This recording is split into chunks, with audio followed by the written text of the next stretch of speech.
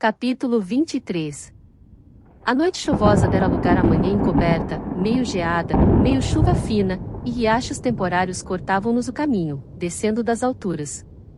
Meus pés estavam completamente encharcados, sentia-me irritada e deprimida, num estado de espírito em que tudo me parecia desagradável. Entramos na casa pela porta da cozinha, para nos certificar de que o Sr. Yativ estava mesmo ausente, pois eu pouco acreditava nas suas afirmações. Joseph parecia estar numa espécie de paraíso, sozinho ao lado de um fogo crepitante, uma caneca de cerveja sobre a mesa, perto dele, e o seu curto cachimbo preto na boca. Catherine correu para junto da lareira, a fim de se aquecer. Perguntei se o patrão estava em casa. Minha pergunta demorou tanto tempo a ser respondida, que pensei que o velho tivesse ficado surdo, de modo que a repeti, mas aliu. Não. Rosnou ele. Não. Vocês devem voltar para onde vieram. Joseph! Gritou uma voz caprichosa, ao mesmo tempo que eu, mas vinda de dentro da casa. Quantas vezes preciso chamá-lo? Só há umas poucas brasas agora. Joseph! Venha já, imediatamente. Vigorosas baforadas e um olhar fixo no fogo mostraram que ele resolvera não ouvir o chamado. A governanta e Areton estavam invisíveis, a primeira devia ter ido dar algum recado e o outro, provavelmente, estaria trabalhando. Reconhecemos a voz de Linton e entramos. Espero que você morra sozinho na sua mansarda. Que morra de fome e abandonado. Gritou o rapaz, pensando tratar-se do negligente criado. Ao ver que se enganava, parou, a prima correu para ele. Oh, senhorita Linton!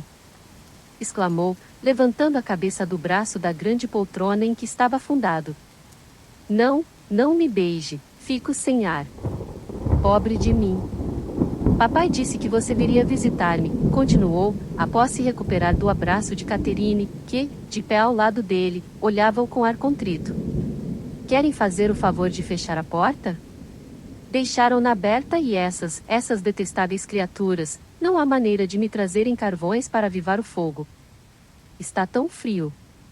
Remexi as cinzas e fui eu própria buscar um balde de carvões. O inválido queixou-se de que estavam cobertos de cinzas, mas, como tinha uma tosse persistente e parecia febril, não quis contrariá-lo. Então, Linton, murmurou Catherine, quando ele, por fim, desfranziu a testa. Está contente de me ver? Acha que a minha visita lhe faz bem? Por que é que você não veio antes? Perguntou ele. Devia ter vindo, em vez de escrever. Nem calcula como me cansava escrever aquelas cartas enormes. Teria sido melhor conversar com você. Agora não posso nem falar. Onde andará Zila? Quer ir à cozinha, dirigindo-se a mim, e procurá-la para mim? Ele não me agradecera pelos carvões e, sem nenhuma vontade de andar de um lado para outro para lhe fazer as vontadinhas, respondi, não há ninguém na cozinha, a não ser Joseph. Tenho sede, falou ele em voz chorosa, virando o rosto. Zila está sempre indo a Gimmerton, desde que papai se foi, é horrível. E eu sou obrigado a descer, fingem que não me ouvem quando estou lá em cima. Seu pai lhe dá atenção, Sr. Yativ? Perguntei, vendo que o carinho de Catherine não parecia ter sido bem recebido. Atenção? Bem, pelo menos obriga-os a me obedecerem, respondeu ele. Desgraçados. Sabe, senhorita Linton, que aquele bruto do Areton ri de mim? Odeio-o.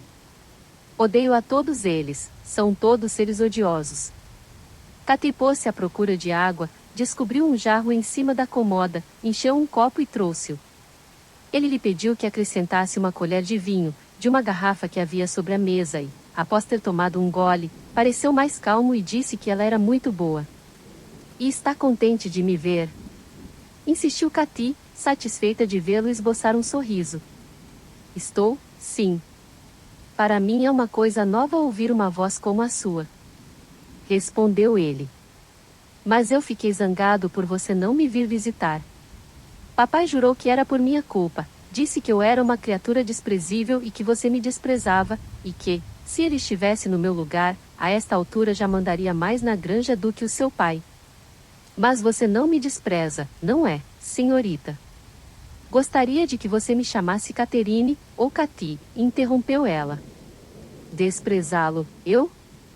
Não.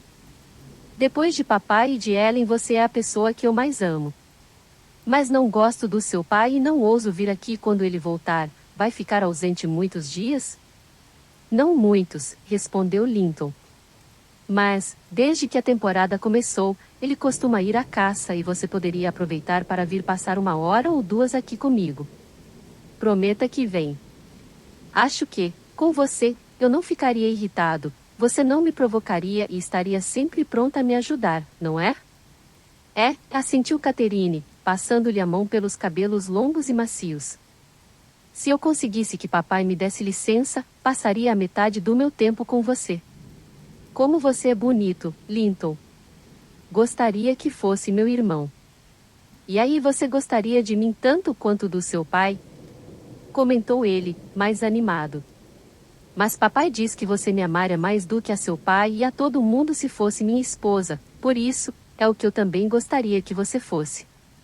Não, eu nunca amaria ninguém mais do que ao meu pai, retrucou ela, gravemente. E, às vezes, as pessoas odeiam suas esposas, mas nunca suas irmãs ou seus irmãos. Se você fosse meu irmão, viveria conosco e papai gostaria tanto de você quanto gosta de mim. Linton negou que as pessoas odiassem suas esposas, mas Cathy afirmou que sim e, como prova, citou a versão do pai dele pela tia dela. Tentei calá-la, mas só o consegui quando ela já pusera para fora tudo o que sabia. O rapazinho, muito irritado, declarou que aquilo era falso. Foi papai quem me contou, e ele não diz mentiras, respondeu ela, impertinente. Meu pai despreza o seu. Exclamou Linton. Diz que ele é um imbecil e um abelhudo.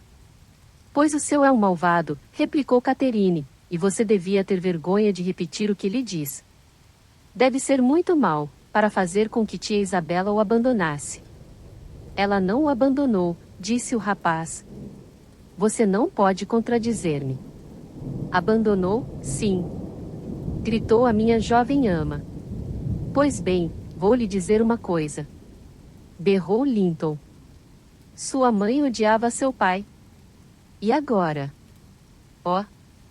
Exclamou Catherine, demasiado furiosa para continuar a falar. E amava o meu, acrescentou ele. Seu mentiroso. Agora odeio-o. Arquejou ela, com o rosto vermelho de raiva. Amava. Amava. Entoou Linton, afundando na poltrona e inclinando a cabeça para trás, a fim de desfrutar a agitação da sua opositora, de pé atrás dele. Cale-se, menino. Disse eu. Aposto como essa é outra das histórias do seu pai. Não é, e dobre a língua, replicou ele. Ela amava meu pai, Catherine. Amava, amava. Fora de si, Catherine empurrou violentamente a poltrona, fazendo com que ele caísse contra um braço. Imediatamente, um sufocante acesso de tosse acabou com o seu ar de triunfo. Demorou tanto, que até eu me assustei. Quanto à prima, rompeu a chorar copiosamente, com remorsos do que fizera, embora nada dissesse. Segurei-o até que o ataque terminasse. Ele então afastou-me e inclinou a cabeça para baixo, silencioso. Catherine também parou de se lamentar, sentou-se em frente dele e pôs-se a olhar solenemente para o fogo. Que tal se sente agora, Sr. Yatif? Perguntei, após 10 minutos. Queria que ela se sentisse como eu, replicou ele, criatura cruel, horrível. Areton nunca toca em mim, jamais me bateu. Eu estava me sentindo melhor, hoje, mas agora, e a sua voz transformou-se num gemido. Não bati em você. Murmurou Cathy, mordendo o lábio, a fim de evitar outra explosão emocional. Ele suspirou e gemeu durante 1/4 de hora, como se estivesse sofrendo muito, aparentemente com o intuito de afligir a prima, pois respondia aos seus soluços abafados com renovadas inflexões de dor e padecimento. Sinto muito tê-lo feito tossir, Linton, disse ela por fim, aflita até não poder mais. Mas um empurrãozinho daqueles não me faria nada e nunca podia imaginar que você fosse ficar assim. Você é bem fraquinho, não é, Linton? Não me deixe voltar para casa pensando que lhe fiz mal. Responda. Fale comigo. Não posso, murmurou ele. Você me fez tanto mal, que vou ficar toda a noite acordado, com uma tosse de não poder respirar. Se você alguma vez tivesse tido uma tosse dessas, saberia o que era, mas você vai dormir calmamente, enquanto eu estiver nessa agonia, sem ninguém perto de mim. Só queria ver se suportaria passar uma noite acordada, tossindo. E começou a lamentar-se em voz alta, movido de piedade por si mesmo. Já que você parece estar acostumado a passar noites em claro, falei, não será por culpa da senhorita Cathy que não vai dormir. Se ela não tivesse vindo, seria a mesma coisa. Contudo, ela nunca mais virá incomodá-lo, e talvez fique mais tranquilo quando nos formos embora. Devo ir embora?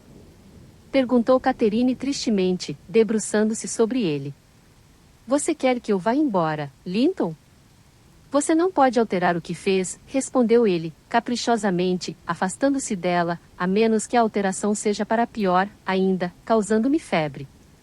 Quer dizer que devo ir embora? Repetiu ela. Deixe-me sossegar, pelo menos, retrucou ele. Não posso suportar ouvi-la falar.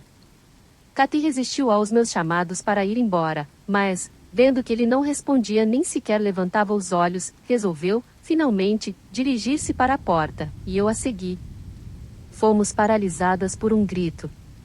Linton escorregara da sua poltrona para o chão em frente à lareira e contorcia-se todo, tal e qual uma criança mimada e decidida a ser o mais impertinente possível. Percebi isso imediatamente e vi que seria loucura fazer-lhe à vontade.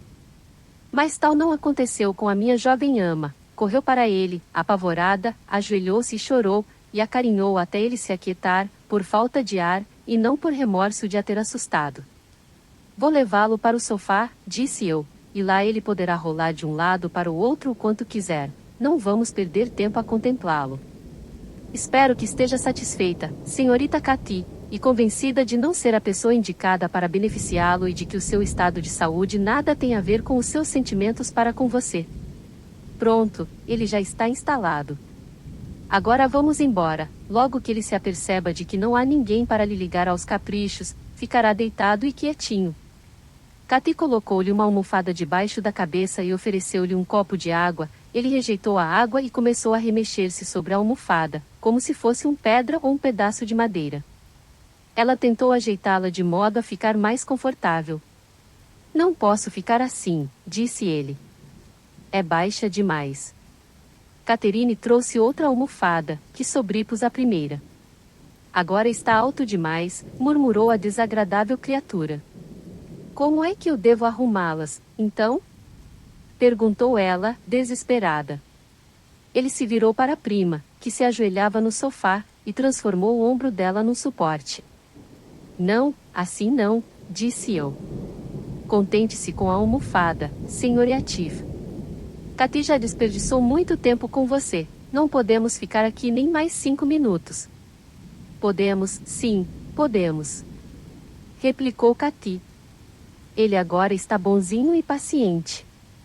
Está começando a acreditar que passarei a noite muito pior do que ele, se pensar que a minha visita o fez piorar, e não ousarei voltar.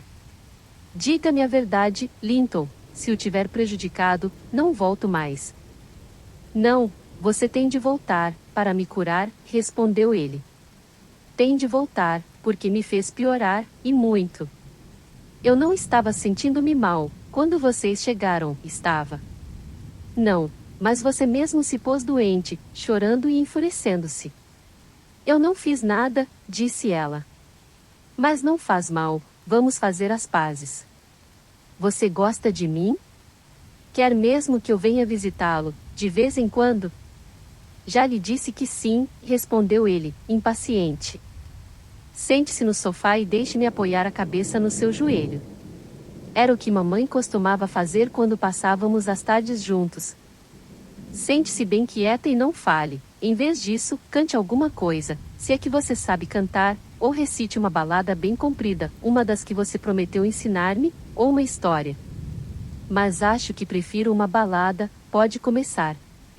Catherine contou a balada mais longa de que se lembrava.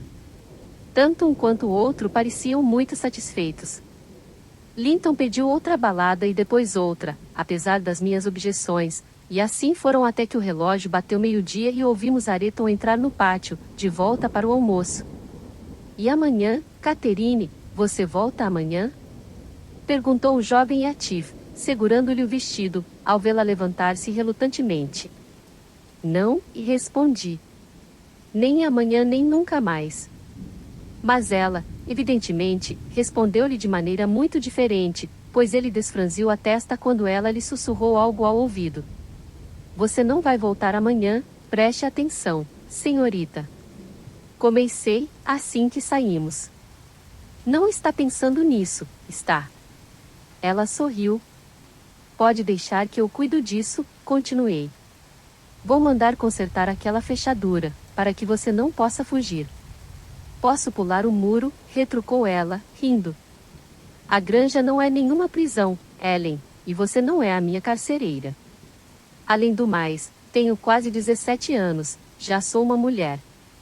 Estou certa de que Linton ficaria logo bom se eu pudesse cuidar dele.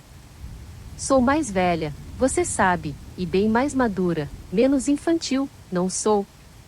Com um pouco de paciência, ele não tardaria a fazer o que eu lhe dissesse. É um amor de rapaz quando fica bonzinho. Se fosse meu, como haveria de mimá-lo? Nunca brigaríamos, quando estivéssemos acostumados um ao outro, você não acha?